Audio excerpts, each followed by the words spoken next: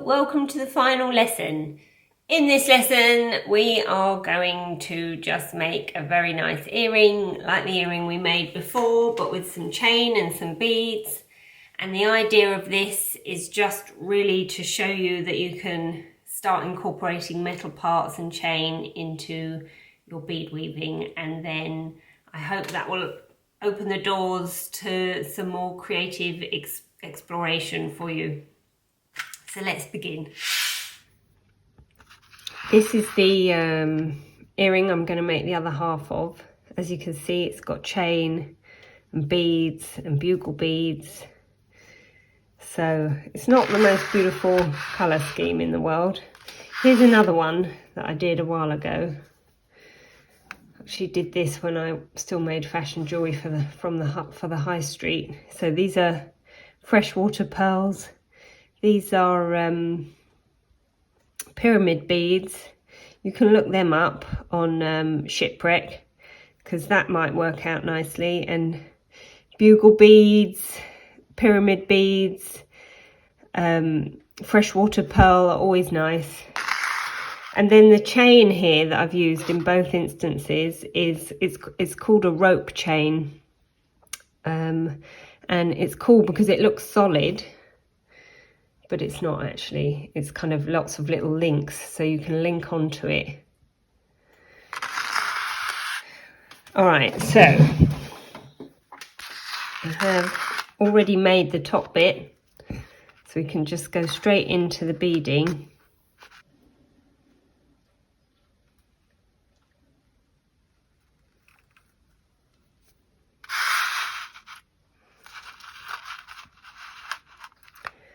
So I put one more of these. You're going to need, just a variety of different beads for this. You can use the fire polish that you've already got, and then maybe you want to buy some little drops. They're always useful. These are 4mm, so I'd say you want 4mm drops at least. And then I've just got these, I've got a few opal beads from my other work that I do. And bugle beads are long beads. They're always cool. They always look cool for this sort of thing. Yeah, so I've just got a variety of different beads. You can go down your bead shop and pick up what you like. So I've got one of those. One of those. One of these 3mm. And then it looks like I put a white seed bead. It doesn't matter, what you do. This is up to you. I'm just showing you the principle so that you can do what you like with it.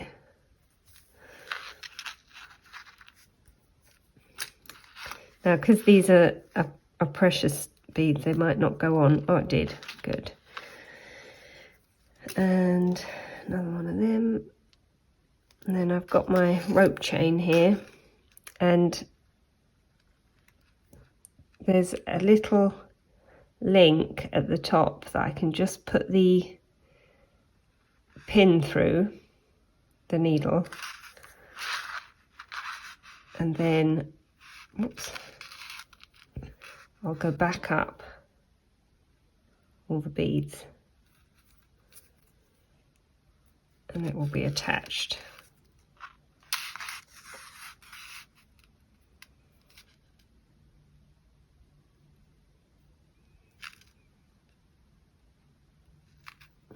I'll get up to the top and I'll go through the bead at the top. That's part of the pyramid, and then back down to start the next row. And then it's only a very small bit of chain I've got here, so I'm just going to snip it. That should be long enough.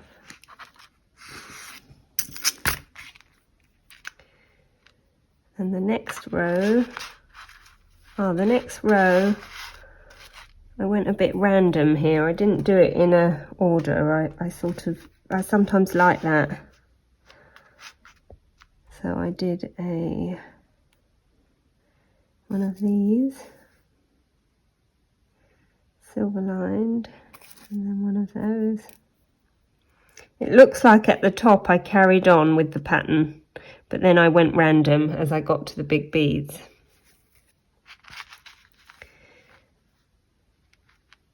So then, again with the chain, through the little loop at the top.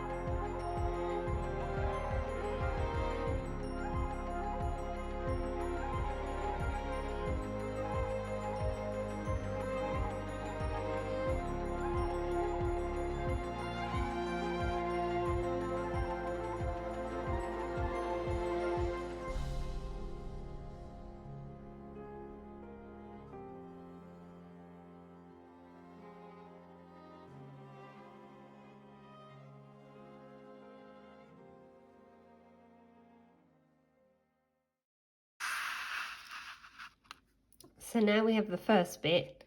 We're going to need some pins, and I'm going to do the bottom now. So pin, I'm going to put a drop and little bead.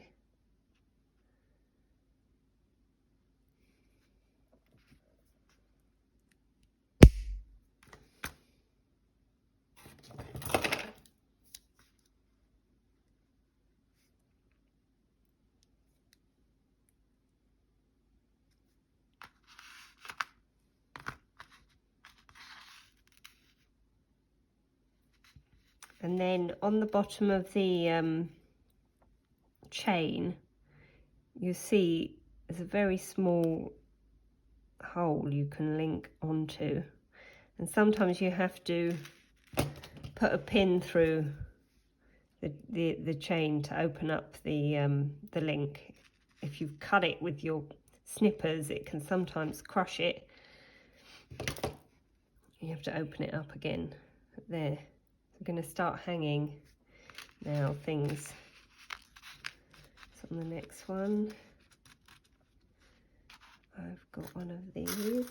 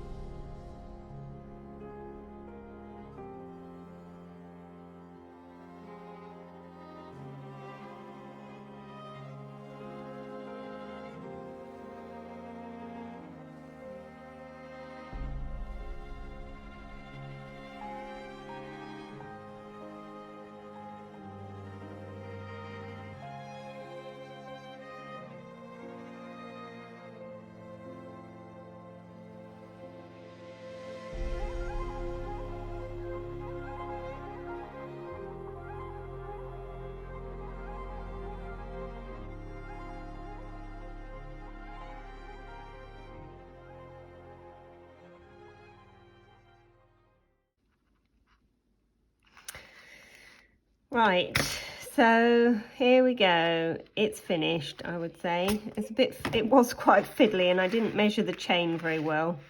Probably noticed that, even though I sped it up. So, but really, I just wanted to demonstrate that you can get a different kind of effect when you use chain and beads. It creates a kind of heavier, less crafty, more professional sort of look, I think. Or, I mean, it depends what you like. I love the all beaded as well, but this is just a different way of doing it. And you could do it on a bracelet, you know, you could have like a weave that goes into chain, that goes into a clasp, you know, it's an endless possibilities. You could have a necklace that goes into, I mean, it would look lovely with a drapey, chainy necklace. Another thing I just wanted to say is with these flowers, if you put crimps on the end here, you can link flowers together and that also can look really pretty. I'm not going to demonstrate that because I think really we're at the point where you get the message. If you stick with me and you come on to the more advanced lesson, I would like to show you how you can solder links onto metal parts and then weave beads around the metal parts. Or even how you could incorporate material into weaves and Swarovski stones into weaves, because you can get cups that have four holes. I really know quite a lot about this bead weaving malarkey, and so if you're into it and you want to figure out how to make original jewellery, I'm going to do that in my next lesson, my next course, you know, or just using wire as a basis.